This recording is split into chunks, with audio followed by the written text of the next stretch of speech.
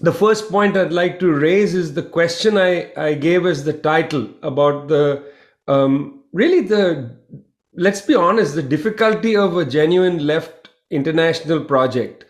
Today is a good day. It's the 1st of October. It's the day that a project I've been involved with for the last 6 years has finally launched. It's called the International People's Assembly. The International People's Assembly, and you can go to the website. Of course, it only launches and exists in this world if there's a damn website. If you don't have a website, you're not alive. You don't exist. Well, today the International People's Assembly has a website, and you can go and find it. Just Google it and find it. It's a project that was formed in 2015 at a meeting in Brazil. At the ENFF, which is the National School of Florestan Fernandes, the school of the Landless Workers Movement of Brazil.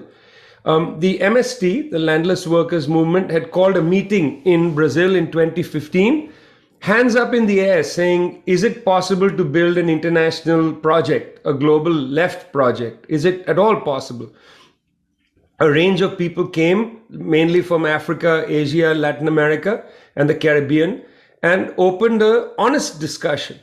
At the top of the table was the situation of the different international left projects that had been attempted since the fall of the USSR in 1991 and the communist state system of Eastern Europe. Since that fall, what had been the various attempts to reconstruct a left? Well, obvious answer, World Social Forum, created largely, and I think in this respect, its own limitations were given by its origin, created largely in opposition to the World Economic Forum, which meets not far from where you are in Davos, and has attempted to set an agenda for the world, an intellectual agenda, an agenda in the battle of ideas. And nobody seemed to be contesting it. Fidel Castro, just released a book of some of his speeches. You don't want to see what's behind me, so this is a lot better. It's the first thing I could put up there. Fidel Castro, in a series of speeches in the 1990s, reintroduced the phrase battle of ideas and said, we're in a serious battle of ideas, because the right, including the sections of the corporate elite, had begun to define what it means to be a human. The very definition of human had been absorbed by, well, let's call it what it is, by bourgeois thinking. They had an understanding of humanity which was universal and eternal, grounded in an idea that humans are basically family-oriented, greedy, that various hierarchies are real. The hierarchies of, say, gender are real. These are immutable. And the hierarchies of perhaps of class are real and immutable. Somebody has to do the work and so on. Almost slightly softer versions of Ayn Randian libertarianism were taken as normal discourse about not the state of humanity, but the ontology, what it means to be a human, was defined by people, and it underlay the basic orientation of the World Economic Forum. So in opposition to the World Economic Forum, there was an attempt to create a World Social Forum. Well, early meetings were in Porto Alegre in Brazil, where there was a left government in office, and the early meetings turned out to be quite interesting. They put out a slogan, "Another world is possible," which in retrospect is an extraordinarily limited slogan. Another world is possible, friends. It could be a fascist world. Even that's possible. I mean, it was really a very empty slogan. They didn't have a slogan saying socialism is inevitable or socialism is even necessary. That would have been a sharper slogan. Socialism is necessary. Think of Rosa Luxemburg's, famous slogan, socialism or barbarism. Another world is possible. Yes, barbarism is possible. It's as possible as socialism. Take your pick, guys, take your pick. So the World Social Forum was actually fairly limited ideologically. It didn't frontally take on the World Economic Forum and say we have an alternative. What it said is we desperately need an alternative. It was a cry from the dark. It was a plea, a desperate plea. Please. Organizationally, the World Social Forum began to draw its main intellectual references from ATTAC, which was the organization in Europe around the question of taxation. The Tobin tax, for instance, you may not remember all this, but this was all feverishly debated in the 1990s and 2000s, particularly. The importance of taxes on finance, cross-border financial movements should be taxed, and so on. Okay.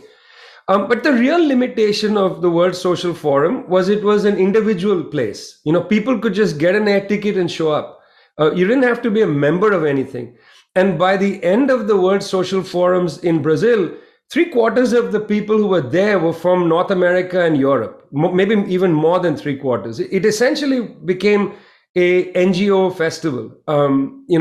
Political and social movements from the South were not available at the World Social Forum. The World Social Forum held in India in 2004, in which I participated very actively, actually had a great dispute because they said any organization with a commitment to armed struggle is not welcome. And so the armed struggle organizations had their own meeting there, and there was a dispute. Now, all of this is to say, not to say that armed struggle organizations should get priority in any way, but all of this is to say that there was a great limitation in the World Social Forum dynamic, an ideological limitation, including its own confidence that it could make a new world. That's a very significant limitation. It seemed to lack confidence. And as I say, the slogan suggested that. It was a tentative, hesitant slogan. Another world is possible. It was ideologically not coherent and organizationally didn't draw in mass organizations from Asia, Latin America, the Caribbean, from Africa, and so on. It was largely a North American, to some extent European, and largely an NGO formation. So it had its limits. So in 2015, at this meeting called by the Landless Workers Movement, which they titled Dilemmas of Humanity, we had a serious discussion about the possibility of launching a new kind of project. Out of that debate and discussion emerged the idea of building the International People's Assembly, which, as I said, launched today. Write this down, guys. October 1st, 2021, the beginning of a new internationalism. The first thing that the IPA is very sensitive about is that it cannot repeat all the failures of the Comintern. In other words, there should be no Moscow. I'm a great aficionado of the Comintern. With John Riddell, I edited a book of Comintern texts regarding colonialism. I think the Comintern played an incredible, important role in facilitating the growth of the left around the world. Today is the National Day in China. In October 1st, 1949, Mao Zedong announces the People's Republic of China. It's a big day today in China. They call it the National Day. Chinese communist movement would not have grown without the role of the Comintern. Whatever problems they later developed between the Chinese and the Soviets, in China, they will accept and tell you that without the work of people like Michael Borodin and the schools in Moscow, where thousands of Chinese comrades went to study in the School of the Peoples of the University of the Toilers of the East, later known as the Stalin School, and so on. Without that educational training, there would have been no Chinese communist movement of the kind we know. Same with Vietnam. I mean, Ho Chi Minh spent his key intellectual years studying in Moscow and so on. So, I mean, I look up to the Comintern, I salute it and so on, but we have to recognize its great problems. And one of its problems was its directive principle. It would direct parties and tell them what to do and get involved in internal disputes. That's an error we cannot repeat. So the International People's Assembly doesn't pretend to be a directive force. It is merely the centerpiece of a network of international organizations. And as I said, 200 organizations in the course of the past 6 years signed up to join the IPA. They include Organizations such as, of course, the MST in Brazil, Patria Grande in Argentina. They include the Workers' Party of Tunisia, Democratic Way in Morocco. They include major trade unions on the African continent, like the Metal Workers Union. They include the Communist Party of Nepal, Unified Socialist, and so on. There's 200 such organizations that belong to the IPA, and including several in Europe. Portero, for instance, from Italy, the Communist Party of Spain, and others. So that launches, and it suggests that, well, maybe a global left is possible. But what is that? What is a global left? This is a global network of political organizations. What makes us left? And what are the caverns of solidarity that have opened up between us and others, and so on. So I would like to come into that immediately and then go to the cultural angle, because I think this is important. Culture/battle of ideas. What makes us left? I mean, we live in a world now where the levels of the great gaps between people has opened up and are intolerable. I mean, in our thinking, we've discussed three apartheids of our present time. The first apartheid is the apartheid of medicine, the obvious one, this vaccine apartheid. What Dr. Tedros at the World Health Organization, an eminent African scientist, he called it vaccine apartheid. He used the word apartheid. In Afghanistan, I mean, imagine this, people don't even care how many people in Afghanistan are vaccinated. Right now the whole thing is the Taliban is back, but did you know that the vaccination rate in Afghanistan is 1%? This is after all these trillions of dollars spent by the US during its occupation. 3/4 of Afghan people don't have access to electricity. 1% has been vaccinated. That's Afghanistan, friends, after $2 trillion of US occupation money spent there. I mean, what are these people capable of? Inhumanity. Rwanda, which is supposed to be the proxy force of the French and is right now out there in northern Mozambique, in Cabo Delgado province, shooting at young boys who are trying to, fight up and say, why can't we get access to some of this wealth that ExxonMobil and Total are monopolizing, this enormous natural gas find off the coast of Cabo Delgado, northern Mozambique. Because they have an insurgency, the Rwandan forces are there shooting up people. 1,000 troops landed. Everybody says, oh, they are in the war on terror. But in Rwanda itself, the vaccination rate is 5%. 5%.